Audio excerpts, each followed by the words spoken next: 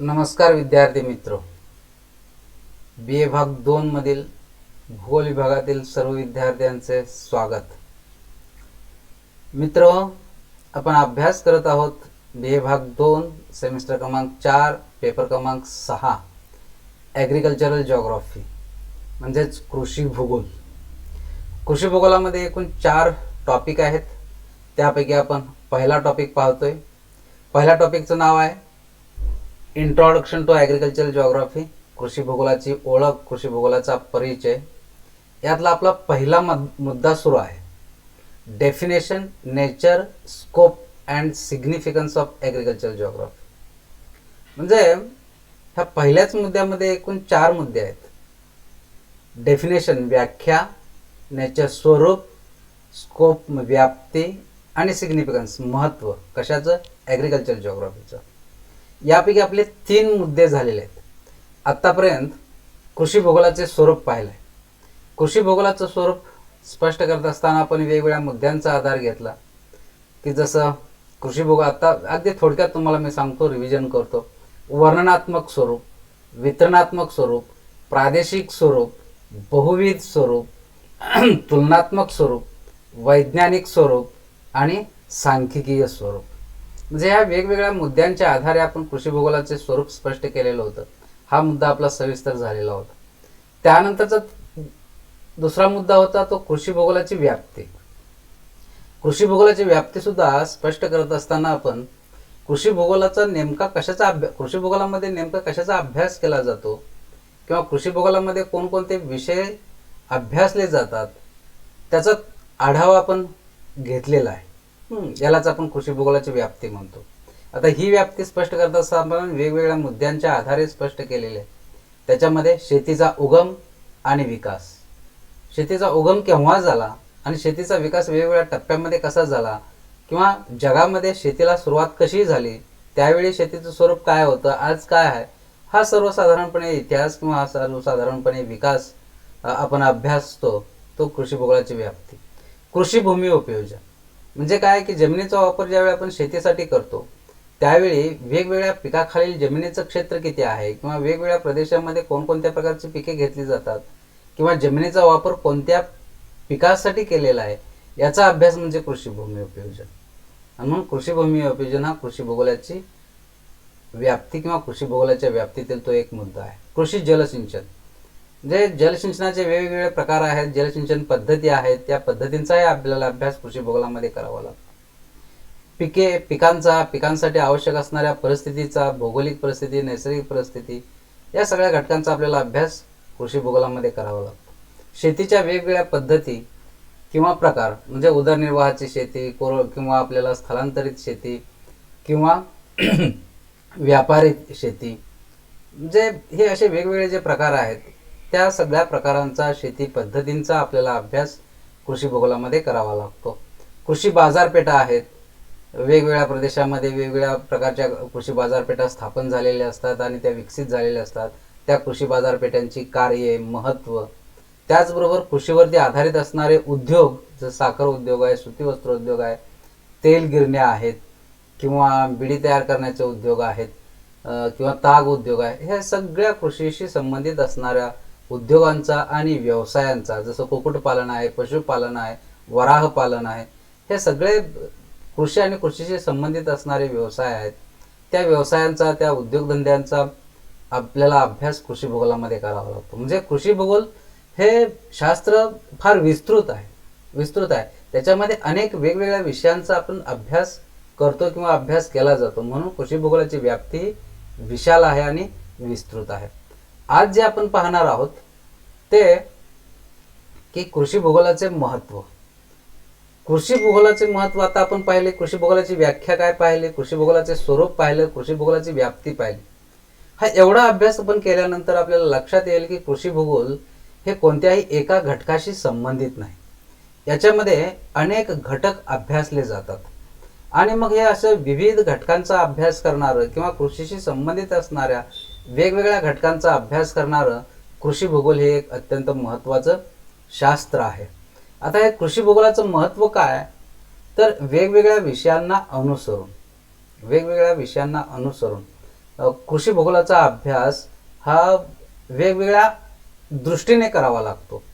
वेगवेगळ्या दृष्टीने करावा लागतो म्हणजे काय, कृषी भूगोलाचं जर महत्त्व आपल्याला स्पष्ट करायचं असेल तर आपल्याला एक कमीत कमी याच्यामध्ये एक 8 मुद्द्यांच्या आधारे आपल्याला ते स्पष्ट करता येईल. ते कोणते मुद्दे 8 आहेत? एक, निर्णयकाराच्या दृष्टीने, म्हणजे जे निर्णय घेणारे असतात त्यांच्या दृष्टीने कृषी भूगोलाचे महत्त्व. दुसरा, कृषी तज्ज्ञांच्या दृष्टीने, म्हणजे कृषी तज्ज्ञ असतात त्यांच्या दृष्टीने बाबा कृषी भूगोलाचं महत्त्व काय आहे. खाद्य अर्थतज्ज्ञांच्या दृष्टीने कृषी भूगोलाचे महत्त्व. जल अभियंत्याच्या दृष्टीने कृषी भूगोलाचे महत्त्व. प्रादेशिक नियोजनकाराच्या दृष्टीने कृषी भूगोलाचे महत्त्व. वाहतूक अभियंत्याच्या दृष्टीने कृषी भूगोलाचे महत्त्व. आणि कृषी बाजारपेठांच्या दृष्टीने कृषी भूगोलाचे महत्त्व. आणि लोकसंख्येच्या दृष्टीने, लोकांच्या दृष्टीने कृषी भूगोलाचे महत्त्व. म्हणजे हे 8 मुद्दे जर आपण बारकाईने अभ्यासले तर कृषी भूगोलाचं महत्त्व काय आहे हे आपल्याला पटकन समजेल. म्हणजे अगदी साध्या सरळ सोप्या भाषेमध्ये की कृषी हा जो काही महत्त्वाचा विषय आहे तो आपल्या दैनंदिन जीवनाशी निगडीत आहे.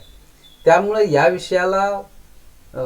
विषयाचं आकलन आपल्याला जलद गतीनं होतं.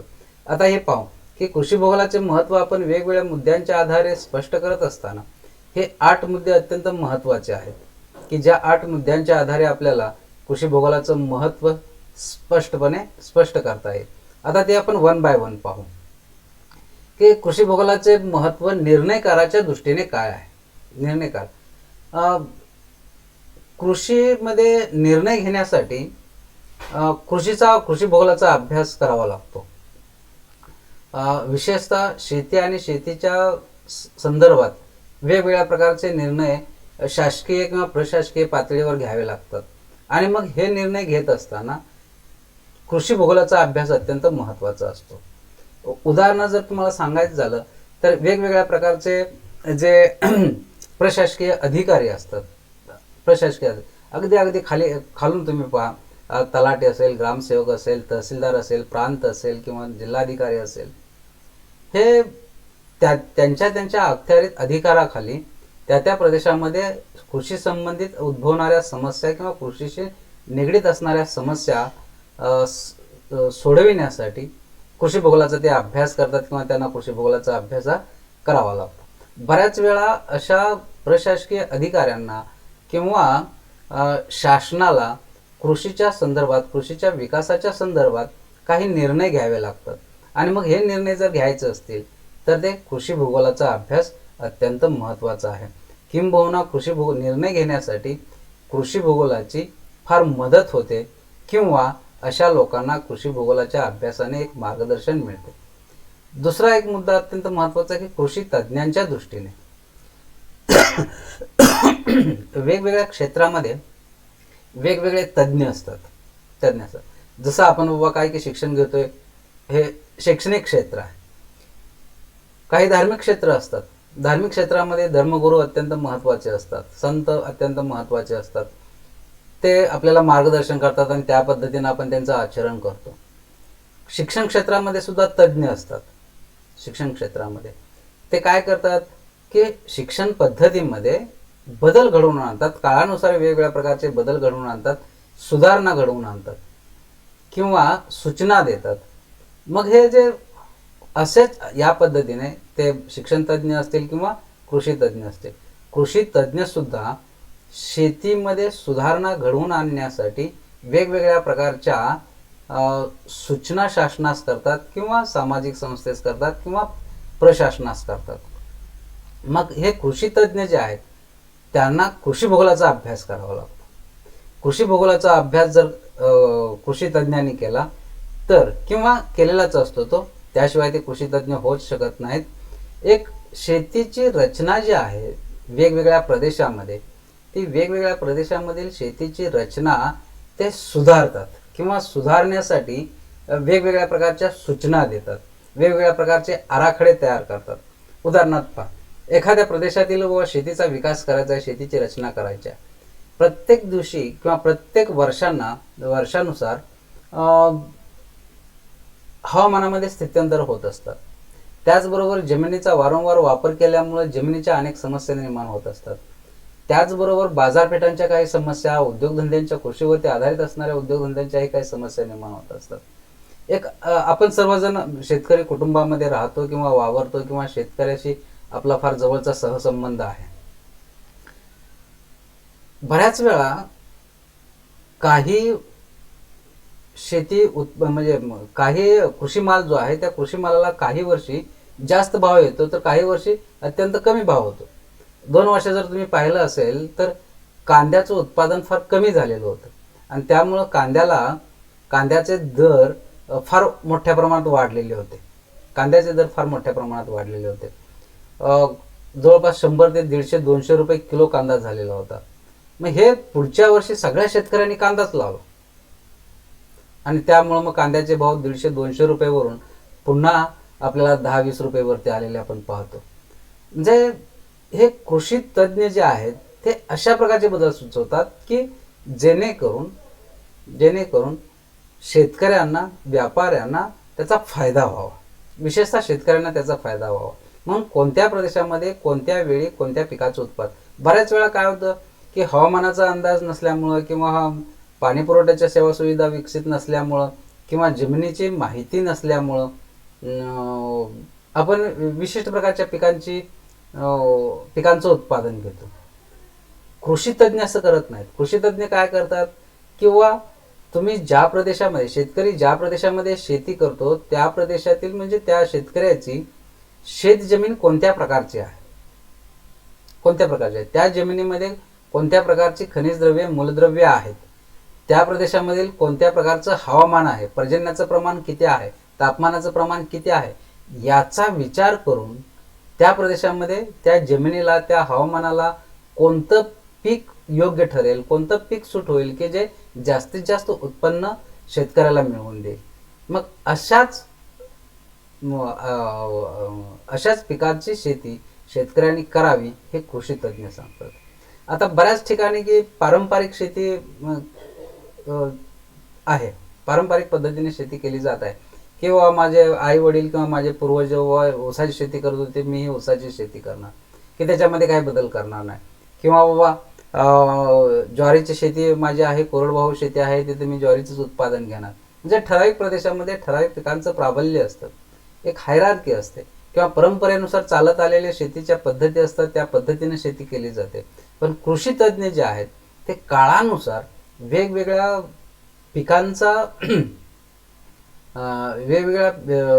पिकांसाठी किंवा वेगवेगळ्या बी बियाणांसाठी शेतकऱ्यांना माहिती पुरवितात किंवा शासनाला ते माहिती पुरवतात.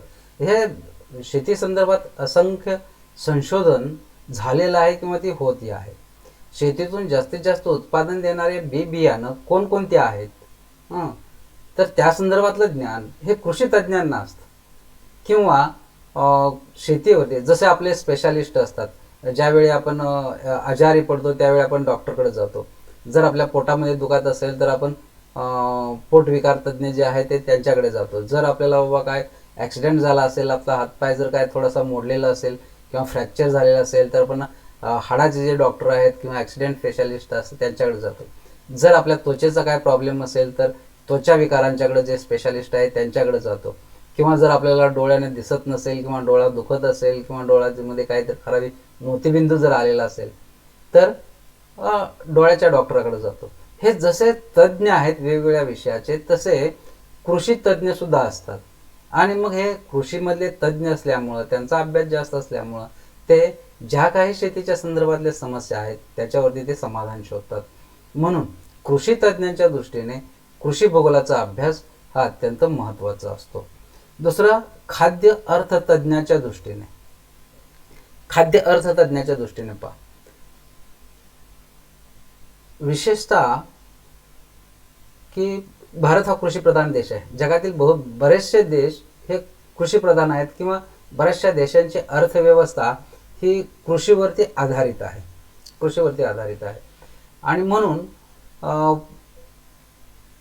ज्या देशामध्ये शेतीचं प्रमाण जास्त आहे किंवा शेती मोठ्या प्रमाणात केली जाते त्या प्रदेशामधील लोकसंख्येला आवश्यक असणारा अन्नधान्याचं उत्पादन सुद्धा शेतीमधूनच केलं जातं. अन्नधान्याचं उत्पादन, विशेषतः कृषीप्रधान देशामध्ये भारताचा जर विचार केला तर भारतामध्ये लोकसंख्येचं प्रमाण जास्त आहे. मग भारतातील लोकसंख्येला अन्नधान्याची उपलब्धता व्हावी किंवा भारतातील लोकसंख्येची अन्नधान्याची गरज भागावी एवढं अन्नधान्याचं उत्पादन शेतीमधून व्हायला पाहिजे. आणि म्हणून मग अन्नधान्याचं जास्तीत जास्त उत्पादन होण्यासाठी खाद्य अर्थतज्ञ जे असतात ते वेगवेगळ्या प्रकारच्या सूचना सांगतात किंवा वेगवेगळ्या प्रकारचे उपाय सांगतात किंवा कोणत्या प्रदेशामध्ये कोणत्या अन्नधान्याचं उत्पादन केलं पाहिजे हे सांगतात. म्हणजे कृषी अर्थतज्ञ जे आहेत ते खाद्यान्नाच्या दृष्टीनं किंवा लोकांच्या अन्नाच्या दृष्टीनं विचार करत असतात. आणि म्हणून मग हे खाद्य अर्थतज्ञ जे आहेत ते शेती आणि शेतीशी संबंधित असणाऱ्या घटकांचा, कृषी मालांचा अभ्यास करत असतात. म्हणून कृषी भूगोलामध्ये खाद्य अर्थतज्ञ जे आहेत ते सुद्धा अत्यंत महत्त्वाचे आहेत.